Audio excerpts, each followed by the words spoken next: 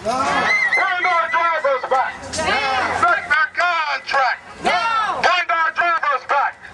Respect our contract. Bring our drivers back. Respect our contract. Protest what's been going on with some of our drivers, that they're being terminated erroneously and that they're going against our contracts. So that's why I'm here. I'm in support of all our drivers. We really need to have people come out here and stand up for their rights and what they believe. My name is Robert Newcomer. And what happened to you, Robert? Basically, I was in an accident with a taxi cab. I had a taxi cab in front of me that suddenly slammed on his brakes with a green light, and I didn't have any place to go. It was my first accident in 24 years, and the company terminated me without Cobra packet, and you know, it's just really impacted my family and my life, and as you see everybody else down here, it's got everybody nervous. So this first student, it's a new company? Yes, it is. I believe they took over in September of this year, and so far they're pretty scary. So this is a danger to you and other people. That's why people are here? Absolutely. It's putting everybody at risk. Okay, what should be done about it? Well, I think that they need to, like everybody's saying, bring our drivers back, and they need to follow our union contract and protect our rights. You know, I think firing somebody over one accident is not right. You know, we have a procedure for that, and you know, they just need to honor our union contract. You know, we fight hard every day to transport children to and from school safely, and you know, this is just, it's affected everybody. It's got everybody on edge. Hi, my name is Katanya Bell. I've been an employee of Laidlaw since 2001, and I was recently terminated because of a whatever they call a background check, and they terminated me because I had a misdemeanor charge, and that's the whole thing. And I've been off since October 8th, and the mediator said that it was fine for me to work, but they won't allow it. So they're ignoring the mediator? No, they mediated already, so now the mediator's decision came down, and she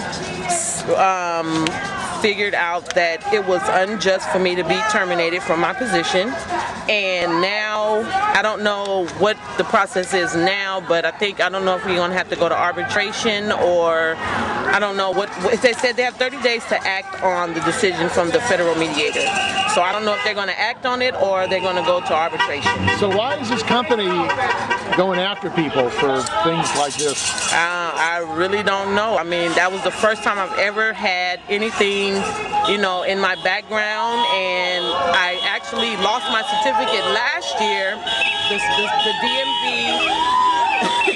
The DMV actually revoked my certificate and gave it back, and I came back to work as usual.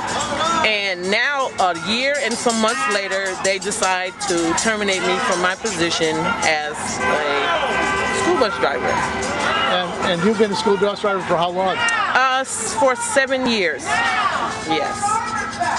Have you done a good job? A good job, no accidents, no disciplinary action, attendance is great, nothing. So are they saying it's Twix or security, or what's traffic? Well, they're saying that they have higher standards than the state, so they figure that a misdemeanor charge of that nature is unacceptable. Is that a violation of the contract? Well, no felonies. They say no felonies, period. Well, I could, you know, the charge that I received was a misdemeanor forgery charge, but you know, if the state is allowing me to deal with children like I've been dealing with children for that amount of time, I don't see what the problem is. I didn't, you know, it was nothing to do with children, no accidents, nothing. And I feel that they're just taking away my livelihood. I have 3 children of my own. You know, I have a household to take care of also, but now it's like that has totally stopped. They're like, no, we're not having it. My name is Sharon Wheatley. I'm actually the president of UTU 1741. These wonderful workers who have been here and fought and done their jobs very well, very professional. Not only are we are a union, but we're a family. And the injustice that our new company has brought in has been totally unfair. It's like we're nobodies, and we feel like have the decency and the respect to come to the union and let's discuss these issues. Except they send people here for us who have no idea of what's going on, and they say absolutely no, this is what the company says is no. And we're saying no to what they're saying because it's unfair and it's unjust. We have families here, we've raised our children here, and we're not going to stand for that, and we're not going to let that go. But we are a people who will come together and extend our hand to them and say, look, let's talk about it. But if you don't want to do that, then we have to do what we have to do. But we appreciate everyone that's been here, and I can't, and even you, I appreciate it. Because sometimes, being a school bus driver, it's just like, they're just a school bus driver. But we nurture children. We have actually had 2 drivers who are heroes in our eyes that, saw a toddler walking away and grabbed them and was able to save them from going in the street. We do a lot of things. We work in the schools, and we're part of this community. But to have this injustice done for people who have perfect records, one accident, and then you just throw them away, which means we come to work in fear. So we never know. It could be me this afternoon if somebody makes a mistake. But we're going to stand firm. We're going to hold together. And why are they doing this? First Student has this, as I was saying before, this idea that they want a model school bus company, picture perfect, and we're in a city with a lot of traffic, other vehicles on the road, and we are professionally trained. We just don't get in the buses and drive. We are professionally trained. We have classes that help us to even improve our skills, and they just want to take that all away. Make a mistake and you're gone. You're history. You're a number. Tomorrow we have a mediation for another driver who had a rear-end accident. The company is doing this because when they bought Laidlaw, they bought union contracts, and they don't want to have to deal with unions. So their bosses in Cincinnati are making policies that completely disregard the union's contract, just cause, any common sense rationale. They fire people with long histories of good driving and good employment, and they're not having any good reason to do it.